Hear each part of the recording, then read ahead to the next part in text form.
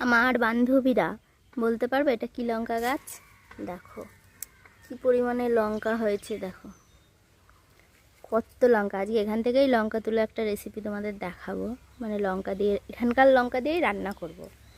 তো গাছটা কি হয়েছে জানি না, এইরকম মরা মরা মতন হয়ে গেছে, আবার নতুন পাতা বেরোচ্ছে, কিন্তু তাও কেমন একটা যেন হয়ে গেছে। এখন আর ফুল টুল নেই গাছে, এই পুরনো যেগুলো আগে হয়েছিল সেইগুলোই এখন পেকে পেকে যাচ্ছে।